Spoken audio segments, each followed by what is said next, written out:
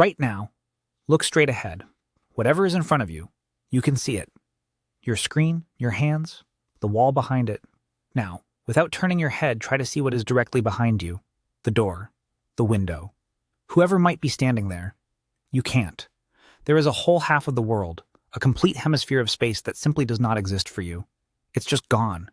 You are a creature with a blind side, walking around all day with your back turned to half of reality, and you have never once thought this was strange.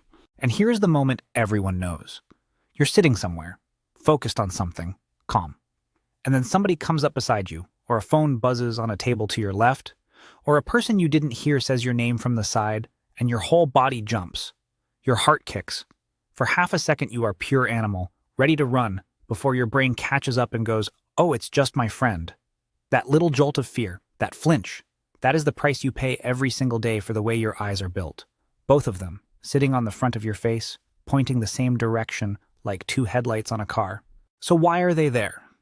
Why didn't evolution just put one eye on each side of your head so you could see everything at once? The front, the sides, almost the back, with no blind spot at all? It sounds like a better design. Lots of animals have exactly that. So why don't you?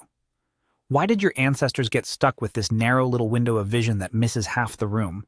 The answer is not what you'd guess, and it goes back tens of millions of years, into trees, into darkness, into the difference between the animals that get eaten and the animals that do the eating. Let's go. Start with the most basic fact, the one nobody ever stops to notice. There are, roughly speaking, two ways to put eyes on a head. You can point them sideways, one on each side, or you can point them forward, both looking the same way. And in nature, this isn't random. It splits almost perfectly along one line. The animals that get hunted have their eyes on the sides. The animals that do the hunting have their eyes on the front. Picture a rabbit. Picture a deer, a cow, a horse, a mouse, a pigeon. Now, picture where their eyes are. On the sides of the head. Way out on the sides, almost pointing backward. A rabbit can see nearly all the way around itself without moving its head at all. It has a tiny blind spot right in front of its nose and another small one directly behind. And everything else, the whole circle, is covered. That is an animal built to answer one question every second of its life. Is something coming to eat me? It needs to see the fox before the fox gets close. It doesn't care about looking at one thing very clearly. It cares about not missing anything. Now picture a lion, a wolf, an owl, an eagle, a cat, a hawk. Where are their eyes? On the front, both pointing the same way, locked on whatever is ahead. These are animals that don't get hunted much. They do the hunting. And a hunter needs something completely different from a rabbit. A hunter needs to look at one thing, the thing it's about to catch, and know exactly how far away it is, exactly when to jump, exactly where to land. Front-facing eyes are the eyes of something that chases. Side-facing eyes are the eyes of something that runs. So already you can feel which side of that line you're on. Your eyes are on the front. You have built into your skull the eye layout of a hunter, of a predator. That alone should make you sit up a little. But it's only the beginning, because the real magic of having two eyes on the front, the thing it actually buys you, is one of the most underrated superpowers your body has, and you are using it right this second without noticing. Here's the trick. Hold one finger up in front of your face, about an arm's length away. Now close your left eye and look at it with just your right. Then switch. Close your right, look with your left. Watch how the finger seems to jump sideways against the background. Each eye sees the finger from a slightly different angle because your two eyes are a few centimeters apart. Your right eye sees a little more of the right side of things, your left eye a little more of the left. Two slightly different pictures of the same scene, and your brain does something genuinely incredible with that. It takes those two flat pictures, compares them, measures the tiny difference between them, and from that difference it builds depth. It calculates automatically, instantly, with no effort from you, how far away everything is. That is what depth perception is.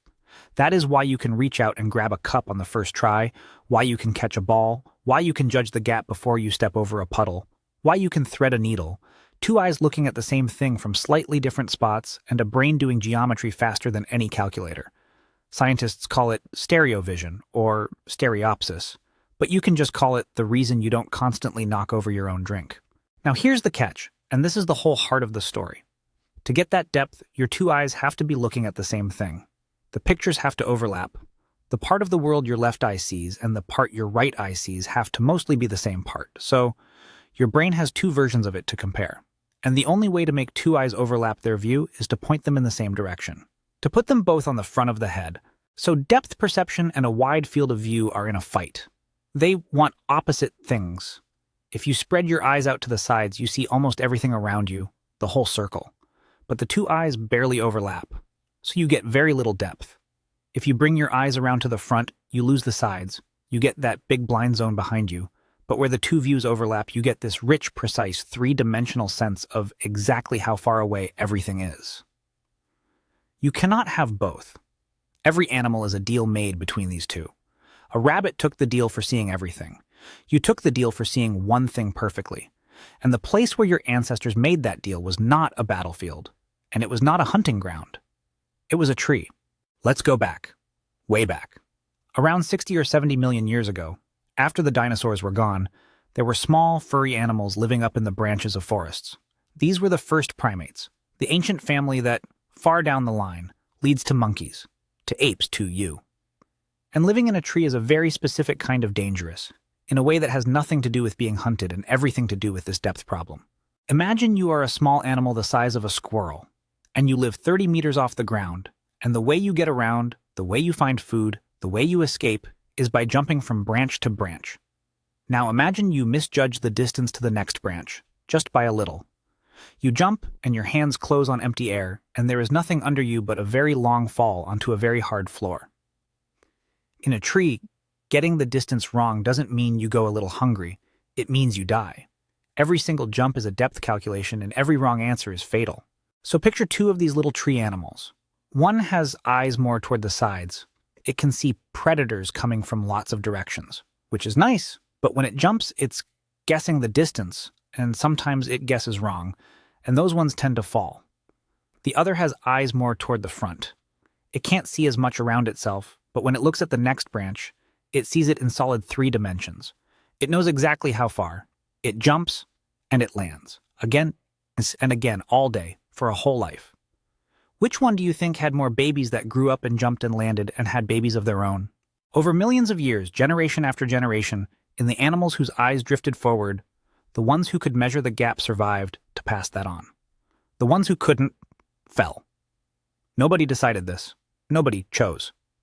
It's just that the forest quietly removed the bad jumpers over and over for an unimaginably long time, until the only tree primates left were the ones with both eyes pointing forward, seeing the world in depth. That is where your face comes from.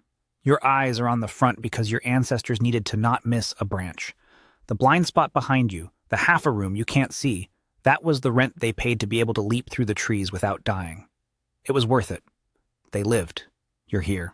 There's a second idea about those tree ancestors, and it fits right alongside the jumping one, like two reasons pointing the same way. Some of those early primates were hunters too, in a small way. Not lions. They went after insects. Bugs crawling on branches, in the dark, at night. And catching a small moving insect with your hands, in low light, in a tangle of twigs, is also a depth problem. You have to know exactly where the bug is, exactly how far, to snatch it before it gets away. So whether you were jumping toward a branch or grabbing toward a beetle, the same skill saved your life. Forward eyes, sharp depth. Both stories, the jumping and the hunting, push in the same direction, and that's part of why scientists think the forward eyes won so completely. Now I want to show you something about your eyes that turns the whole picture upside down, because so far this sounds like front-facing eyes are just a downgrade. You gave up the sides, you got a blind spot, and in return you can measure distance. Fair trade, but it sounds a little sad. It is not sad. Look closer at what those two overlapping eyes actually do, and it gets strange and beautiful. Because depth was just the beginning. When your brain has two pictures of the same scene, it can do more than measure distance. It can see through things. This is real, and you can hardly believe it the first time you understand it. Imagine an animal hiding behind a screen of leaves and thin branches, a messy clutter of green. To one eye, the leaves block the animal, but your left eye and your right eye see the gaps in the leaves from slightly different angles. A leaf that hides the animal from your left eye might not hide it from your right. Your brain takes both views, lays them on top of each other, and effectively cancels out the clutter. The leaves seem to blur into the background, and the thing behind them pops into view. Two eyes let you see partly through a tangle that would completely hide you from one. For an animal living in a thick, leafy forest full of things hiding behind other things, that is not a small gift. That is the difference between seeing the snake and stepping on the snake. And there's more. Two eyes on the front gave your ancestors something we almost never think about: a spare. If a thorn or a fight or an infection took one eye, a side-eyed animal lost a whole chunk of its world, a piece it could never see again. But a front-eyed animal with one eye left could still see the entire front. Both eyes were covering the same space, so losing one didn't blow a hole in your vision, it just dimmed the depth. A backup, built right into your face. So those forward eyes weren't just about jumping. They gave your ancestors a clearer, deeper, almost X-ray view of a complicated leafy world, plus a spare. This is a face built for a very particular life. Sharp, focused, three-dimensional, reaching out and grabbing the exact right branch, the exact right fruit, the exact right bug, in a green chaos of things hiding behind other things. That's the face you're wearing right now. But, and here's the turn. Here's the part that I think actually matters most. That deal had a cost. And the cost is not just a fun fact. It's something you live with in your body every day. And it's the reason for that jump, that flinch, that little spike of fear when someone appears beside you. Because here's the truth nobody says out loud. Your ancestors made a bet millions of years ago, and the bet was this: we will give up watching our own backs in exchange for seeing forward perfectly. We will trust that something else is guarding the sides. And for a tree primate in a noisy group, surrounded by others, high up where most danger comes from the front and the branch ahead, that was a good bet. But it left a permanent hole. You, today, cannot see behind you. You cannot see far to the side. You walk through the world with a wide-open back, and some quiet part of your brain knows it. And that part never fully relaxes. Think about where you choose to sit in a restaurant. So many people feel a small wordless pull to take the seat with their back to the wall, facing the door. You've felt it. Walking into a room and instinctively not wanting to sit with your back to the entrance. Why? Because if your eyes can't watch your back, you'd at least like a wall to do it for you. That feeling, the discomfort of an exposed back, the relief of a wall behind you, that is the ancient cost of front-facing eyes, whispering up through millions of years into a modern dinner. You built a deal for sharp forward vision, and the bill arrives every time you sit down in a crowded room. It's the reason a sound from behind is scarier than the same sound from in front. In front, you just look.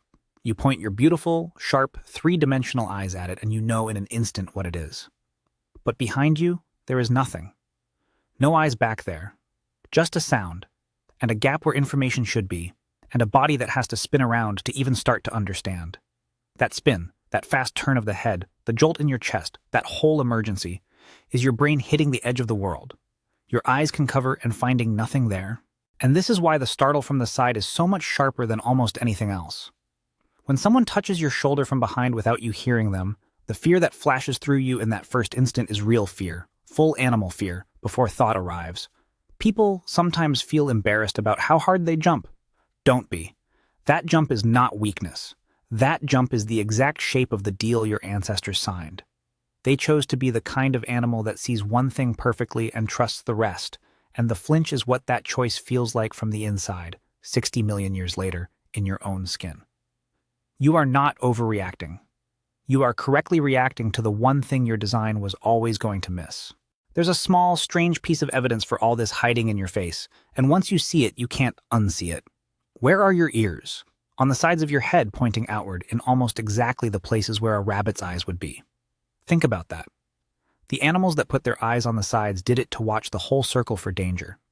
Your ancestors moved the eyes to the front, but they still needed something watching the back, so the job fell to your ears. Your hearing became your rear-view mirror. That is why you hear a person come up behind you before you ever see them, why a snap of a twig in the dark behind you raises every hair on your neck. Your eyes guard the front, sharp and deep and forward. Your ears guard the rest. The blind spot your eyes created is exactly the spot your ears spend all day and all night listening into. The two systems split the world between them, and the seam between them is right around the sides of your head, which is precisely where the startle lives. And here's the thing about humans specifically. A little bonus on top of the basic primate deal. Look at the front of a human eye in a mirror. You have a lot of white around the colored part. Almost no other animal has that. A wolf's eye, a chimp's eye, mostly dark, so you can't easily tell where it's looking. But your white shows the world exactly where your eyes are pointed. Scientists noticed this and thought, that's odd, that seems to give away information, that seems dangerous. But it makes sense for an animal that lives in a tight group and survives by working together. With all that white, you can follow another person's gaze in a heartbeat. Someone glances over your shoulder, eyes widening, and you turn before they say a word, because you read their eyes pointing at the thing behind you. Your forward eyes can't see your own back, but a friend's eyes can, and your whole face evolved to be readable, so the group could cover for each other's blind spots. You don't watch your own back. You watch each other's. The exposed back that front-facing eyes left you with, you patched it, partly, with other people. With a community of eyes, all pointing different ways, sharing what each one sees. So let's pull all of it back together, because it's bigger than it looked at the start. You have two eyes on the front of your face because, an unthinkably long time ago, in the high branches of a forest, the small animals who could measure the exact distance to the next branch lived, and the ones who couldn't fell. Those survivors handed down, across millions of years, a pair of forward eyes that overlap, that build depth out of two pictures, that can almost see through clutter, that back each other up. It is one of the finest pieces of equipment in your whole body, and you use it for everything. Reading, driving, catching, reaching, looking into another person's face and knowing what they feel. It is a hunter's gift, a climber's gift, and it is the reason the world looks solid and reachable instead of flat. But every gift like that is also a trade. The price of seeing forward so well is not seeing backward at all. Your ancestors signed that deal in the trees, and you are still paying it in the seat you pick at dinner, in the wall you want behind you, in the way your ears never stop listening to the space your eyes can't reach. So go back to that moment from the very start. You're sitting somewhere, comme ça, focused on what's in front of you, the way your eyes were built to be. And someone steps up beside you, out of the half of the world you can't see, and your heart jumps. For 1 second, you're afraid. But now you know what that fear actually is. It's not a glitch. It's not weakness. It is the oldest deal your body ever made, still being honored 60 million years on. Your eyes chose the front. They chose depth, and the branch, and the face of a friend, and they let the back of the world go. That jump you feel is just the edge of that choice, brushing against you for a moment, and then it passes, and you turn, and you look, and your sharp, deep forward eyes do the one thing they have always been built to do. They see exactly what's there.